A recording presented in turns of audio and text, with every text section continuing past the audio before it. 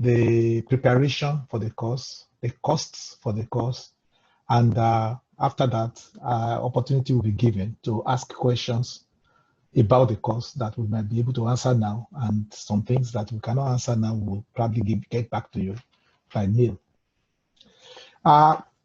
We begin by introducing mathematics itself. The word mathematics or math is imbued with a prestige in many quarters. So when you hear somebody is doing math, you think that is something great.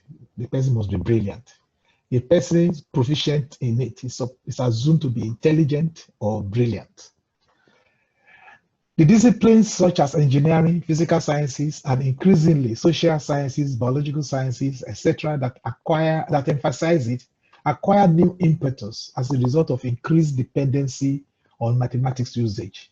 So once mathematics enters social sciences, biological sciences, in fact, it is a well-known fact that the people who win Nobel Prizes in economics are actually mathematicians that went into economics rather than economists that became mathematicians.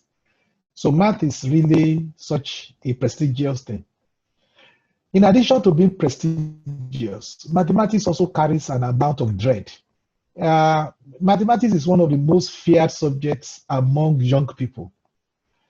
There are many who arrive at their chosen professions, many adults arrive at their chosen profession from the assurance that they will not do math again.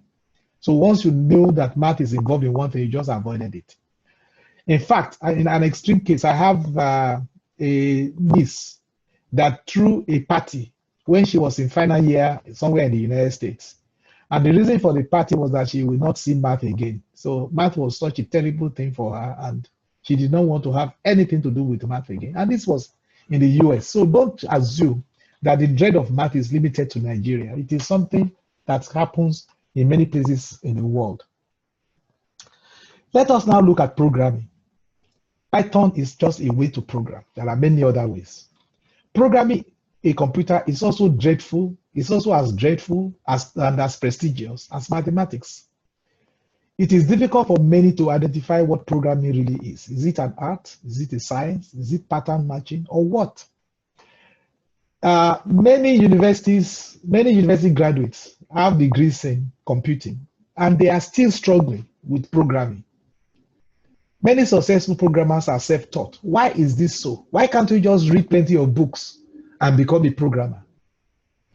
The prestige is increased. The prestige of programming is increased that these days, many ICT jobs pay well, and graduates that can program are usually not jobless, no matter where you are, whether you are in Nigeria, you are in America, you are. In fact, right now that we have COVID, many people are out of a job, but it is not likely that those people who cannot work, who are out of a job, who have been laid off, it is not likely that they are programmers. When you are a programmer, or you are using programming as the major component of your work, most of the time your employer will allow you to work independently, work at home, work. So your work goes on no matter is COVID proof.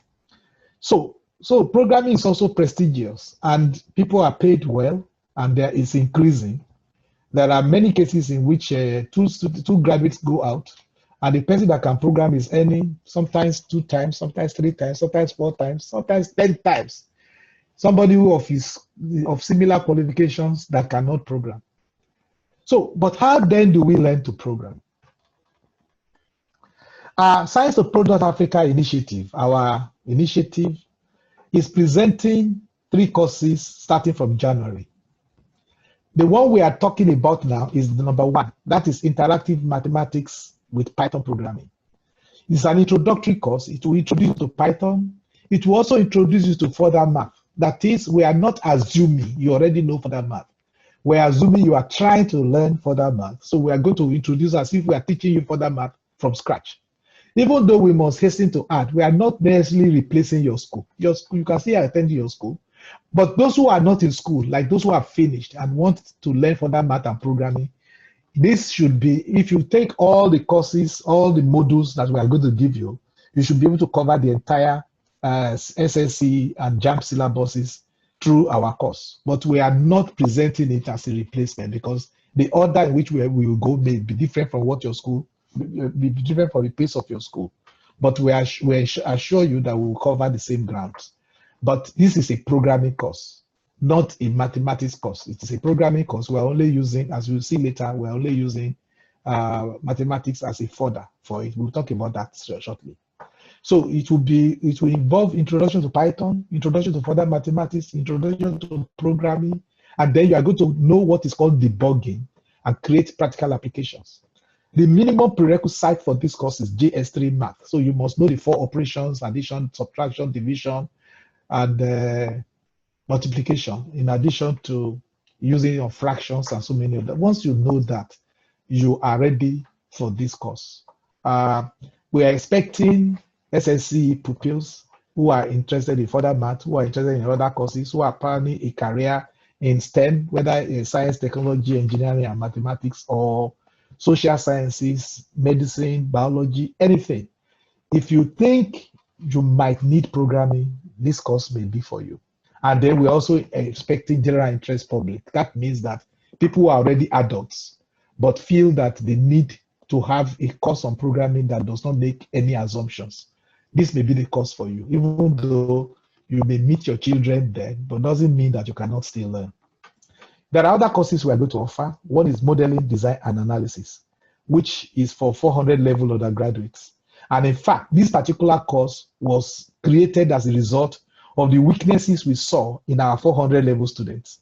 We believe there are things they should have known before entering university that we are teaching them in the university, and it takes a lot of time off the real matter they are supposed to be learning. So a course like we are doing now should make you stronger to be better at the kind of courses you'll be offering in the universities. So this course number 2 is not for discussion right now, it's just for your information. Course number 3 is the most advanced course we are offering in January. It is assuming you already can do Python. It's assuming you already know things like continuum mechanics and some other things that you only do in the senior levels in the university. And it is meant for students who are final year doing their projects, to give them opportunity to actually do proper design. And then for postgraduate students who are really have got completed the degree in engineering and so on. But like I said, our course today for discussion is the interactive mathematics with Python programming. We have sponsors. Our sponsors are the IDRC, International Development Research Center, Ottawa. They gave us a grant of 3 years to develop pilots to rethink the West African engineering ecosystem. So what we are doing now is part of that effort. Autodesk, the maker of Vision 360 and several things like AutoCAD and Inventor and several other products, are also sponsoring our design competition. So they are sponsors to our project. There will be other sponsors, but those are the 2 main sponsors we have right now. Goals of interactive mathematics and Python programming. Number 1, we want to reduce the dread of mathematics among participants. So we are not expecting you to come because you already are good in math. If your problem is that you are afraid of math, come. We are going to help you to reduce the dread of mathematics, and we will make you see that mathematics is your ally in solving otherwise intractable problems. We will show you the link between patterns of nature and understanding mathematical concepts. We will show you that math is just common sense. It's common sense that is formalized. If you see it, and if you see the graduality between common sense and the effort to formalize it, you will be surprised to see that mathematics is not really necessarily a hard thing. But if it is introduced to you too fast, it's just like drinking water. If you get a cup of water and you drink it at your pace, you will enjoy it. But if I try to force you to gulp down a cup of water, it might go the wrong way, and it might seem as if water is bad. Whereas it is not the water that is bad, it is the way you are forced to drink it too quickly that is the issue. So we will show you, and then we'll show you how to really avoid the dread of mathematics and stay with the fact that it's your ally in solving otherwise intractable problems. Lastly, we will create an awareness in pupils that the different topics that are in mathematics are never in isolation, but relate. Not only do they relate to each other, they may also relate to many other things you are going to be doing in future. If you are going to study economics and you are hearing elasticity of demand and all those ones, those are exactly the same thing as you are learning in your mathematics for derivatives. If you do not connect those 2 things, it will be hard for you to understand them. Once you connect them, you will see that after you have done your math When you get to that and you connect it, it will even make your economics easier. Similarly, it will help you in your physics, it will help you in your social sciences, your business administration, and more than anything, it will help you in your engineering and physics.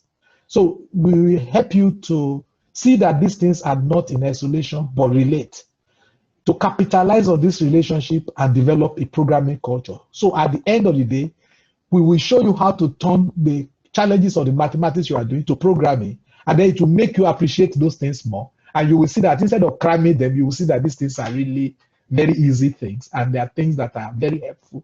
Not just easy, but they are very helpful, that you can use these things to look at the other things that you are doing in life. Achievement mileposts. Now, how will you know if you are making progress in this course? One of the things we will do is that we will make you create, by programming in Python, your own mathematics laboratory, where you can test your claims, results, where you can test claims, results, and theorems. You can test claims, results, and theorems. For instance, if you are told, if you add 20 numbers in a series, this is what you will get. Oh, okay, why not 200? No, you can test the first 10 easily by hand. You can test the first 5 by hand. You might even be able to test the first 20 by hand. But what about the first 200? If you are told that a series will never blow up, even infinitely, it will still give you a finite figure. Why not take 5,000 elements? We will see that where you can program, you have no limitations. You can even take 500,000 elements and see how close you are to the final answer. You will see that concepts like limits and many of the other things that people struggle with in math, they are just so simple and easy to see, when you can create a mathematics laboratory where you can test them. And it is not a mathematics laboratory we are giving you, it's a mathematics laboratory that you yourself will create. And in an effort to create this laboratory, you are learning to program. So you will therefore apply this to practical problems. So you understand how computer processes, you understand how computer processes information, and use that to further your understanding of basic math. You see a computer program, you will go through the way a computer actually carries out those instructions, step by step. When you understand it, you will see that you can give the computer more serious instructions, and that will help you to apply this to practical problems. So when you are able to do that, you have already achieved another achievement milepost. Now, you learn to see your other subjects in the light of the skills you have attained in your math and programming, and use the latter to drive your learning in other fields. Okay, why are we doing it like this? We are doing it like this because many times we think the reason you are in school is to get an A, get an A1, and then that is it. People have been getting A1s in Nigeria for 100 years, 50 years, 60 years, and Nigeria is still as bad as it is. And it is because we are not having people that connect what they are learning to the practical needs of the society. The same time we were learning further math in 40, 50 years ago, that was the same time a country like Finland started learning further math. With that, they created several things for their military, and they turned that into Nokia phones. Now, where are the people that got A1 in further math at that time in Nigeria? What difference have they made? Nokia, Finland is a country, the total population of it will probably fit in Urushoki and Oshodi. Everybody in Finland put together, not about the population of Urushoki and Oshodi. Would those people just use their math to create things that you will now buy and somebody will steal from you?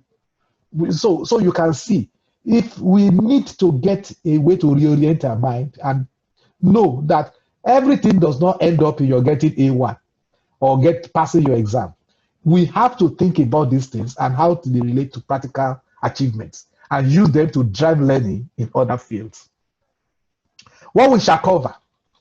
There are 20 topics listed in the senior secondary school certificate examination of further math. We will cover this in 4 to 5 modules. Most of this will be made into actionable practical concepts with Python programming. Basic Python will be taught concurrently with mathematics topics. It is expected that the more topics we cover, the stronger the students will be in ability to program in Python. Python libraries will be used for computations, graphics, and animations. Now, it is not necessary that you take all our courses, But if you complete all the courses, you will complete not only Python, you also complete your further math syllabus. So for instance, suppose you are at home this time and you have missed the university entrance, or because of ASU strike, even though you have not missed anything, you are finding yourself to be at home for 9 months to 1 year. This may be a point to really redo your further math and do it completely and then see it in practical light. So there are people who can take it. But if you're in secondary school and you find your this thing clashes with your ability to cope in school, you may not need to take everything. But I will advise you to take the first 3 months, and then you can go away and then come back again. And then when you see the topics that are in our modules, you might decide to choose which ones are most necessary for you. Those are the possible things. But if you take everything, we'll cover the entire syllabus. The first order of business. I want to emphasize again, this is not a mathematics course. It is a programming course. I say it again, this is a programming course. The mathematics simply provides the fodder and the context to bring programming concepts to life. We are using the mathematics to bring programming concepts to life. What we are doing is that we will not assume you know the mathematics. We will teach you the mathematics, but do not therefore think that this is a mathematics course. It is a programming course, even though it may not look like that immediately. Secondly, it is a practical course. Programming can only be learned by programming. It is not a reading course. You cannot learn this thing by reading the notes. You have to tighten your girdle and actually program at every stage. Even from the first lecture, you have to type in the codes you are given, run those codes, and make sure you understand how to, no matter how simple it is, you have to run all your codes and see. And then after you have run the code, we'll show you the steps to take. All program samples that you are given or sample programs are first of all to be copied. If I give you a sample program, if you give you a sample program in the course, you must copy this program into an integrated development environment called IDE. We will provide you with the IDE. Copying a given code into IDE may be tedious, but it is not as tedious as conceiving the program itself. If I conceive a program for you and all you need to do is to type it in first, because that is your own step into being able to conceive the idea itself. If you do not learn to type, you may never even be able to conceive the idea. You will see that typing, no matter how tedious it may be, it is still less tedious than conceiving the idea itself. So when you are given a program, you copy it into the IDE. It is an essential part of the learning process. We deliberately avoid giving you soft copies of the program so that you not just cut and paste. You type your code yourself, one by one. You will make mistakes, you will correct those mistakes. Once you are doing that, you are already programming.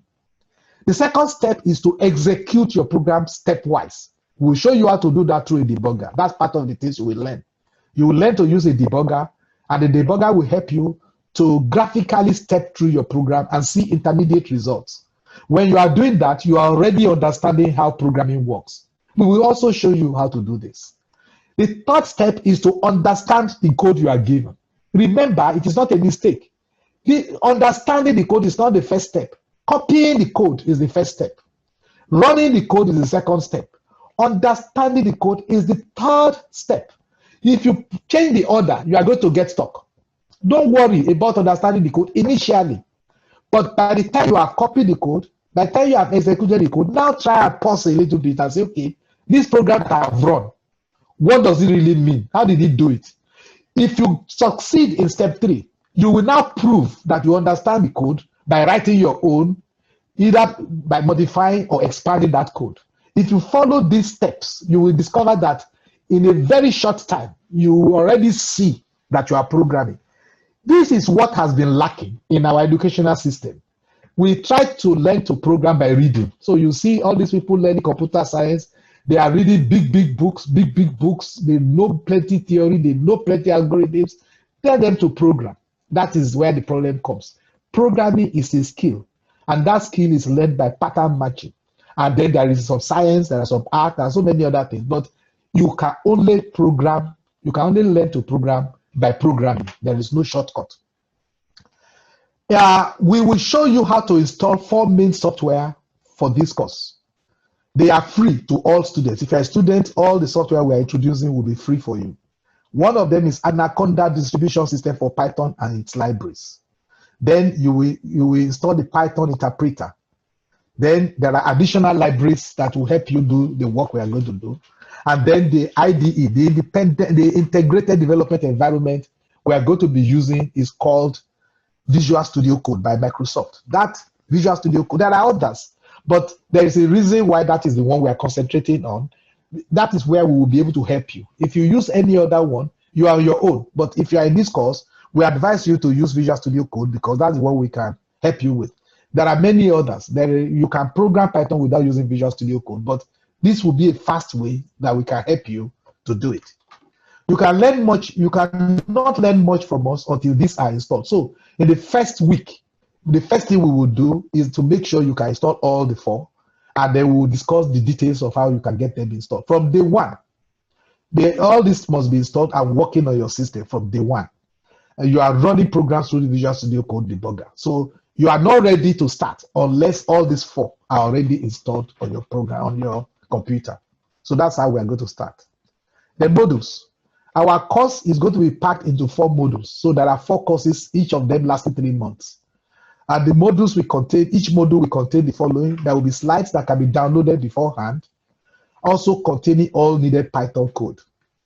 There will be video recording of each lecture for those that want to listen over again as they work things out. There will be self-testing and automatic measure of progress. And then there are tutorials and Q&A sessions. All this, so when we are telling you you have a module, our module will contain all of these things. So it's not just the same as you're going to learn something online. Here you will have us to answer your questions. We will also test you and we measure your progress. And then you can actually even influence what is learned. If we discover that one particular topic is difficult for a large number of students, then we might give extra lecture on it. So even though this lecture is going to be delivered on Zoom, it's going to have a lot more to offer than simply going to the internet to learn in a new course. So all these are the things that will be available. Now let us look at costs. This cost is not going to come cheap, not at all. The first thing is that you must have a Windows capable laptop. You must have access to one. We prefer Windows 10. The lower versions of Windows will work. A Macintosh, Mac, all shades will work. Other computers will work. But we will give you all the assistance when you are using Windows 10 because that's the one we use. You also need to have that first one is not cheap. So you are not buying a computer from us, but wherever you buy it from, it's not going to come to you cheap. You may already have computers at home, which makes it a little bit easier. The second thing is also not cheap. You must have bandwidth to come to the Zoom lectures. Again, you are not paying us for the bandwidth. You are paying your internet provider for Zoom, so for the internet connection, but you must have an internet connection that's good enough for you to do this course. The course slides will be available before lectures. You download them. Again, that will consume your data. It is better to have gone through them. You save time by being prepared. If you come to the lecture and you come dry, you are wasting the money you have paid. If you come prepared, you will find out that you are going to derive far more from the courses than if you just come. And some people will be giving me reasons. Oh, sorry, I cannot come today. Well, sorry for yourself, because when you are missing classes, you are piling things up, because we take this step by step. Each step is easy. But if you have to jump 3 steps, 4 steps, it is going to get more and more difficult for you. And we don't want that to happen. The third thing is that you must have the desire to program. You must program as if your life depends on it. You must be ready to program as if this is going to make or break my career. This is going to make a difference in my life. This is going to determine whether I am jobless or employed when I graduate. This is going to determine my future. This is going to determine my working life. If you think programming is important, then take it that serious. You must have a killer instinct on programming for this thing to matter to you, because we are going to drive you. You will be driven. You will see, but you will see the result almost immediately. If you pay attention, you will see the result. But if you think this is going to be a walk in the park, you are making a mistake. It's going to be tedious, but it's going to be very, very beneficial and very productive and useful to you. So you will need this to retain interest in the homework assignments and the required practicals. Our courses are going to cost you roughly 10,000 naira each month, and each module lasts 3 months. So that is money that comes to the course directly. That is where you pay us. Now, that is in addition to your the cost you bear on a Windows capable laptop, sufficient bandwidth, and desire to program. Now, there are parents and teachers involved in these things. Parents can participate as learners if they choose. There are parents that miss the boat on programming and they think, well, maybe this is I'm too old. Well, if you are not more than 80 years old, you are not too old. I think you can program. You can still, it might still be useful for you to know how to program. Well, what will you do with it? You might teach your grandchildren how to program. You know, if you're a grandma or grandpa, you are teaching your children, you know, these children have to like to listen to you. Instead of telling them to leave their computer, you go with them to their computer and you are showing them how to do something. That would be good. Or you might still be in a career and programming may be beneficial to your career. And lastly, you might be able to take direct charge of your children's education and really know how to help them if you have several children. So if this is your first, you might be able to teach the younger ones and be able to direct them as to what is useful. In order for this course to be useful to parents, we will give a 75% discount to any parent that has already fully registered a student to also be a student himself or herself. And if you register two children or two paying people, then we will give a free access for the parent to be a full participant, and the parent can come in as if the parent is a student. We also have a program for teachers. Teachers may want to use this course to learn to include programming in their math courses in secondary schools. If they want to do that, a teacher recommended by a participating school is free with 4 paying students. Any school is considered a participating school if they have 4 students registering in our course. And a math teacher, a teacher from that school will be registered completely for free through the course of the registration of those paying students. Others who do not know, who want to know how this thing can apply to them, can call us. And if you want quantity discount because you can register a much larger number of students, discuss with us, and we will be able to give you, we'll be able to work out something that will be mutually beneficial, and then we can give you possible breaks. That is basically what we have now. I hope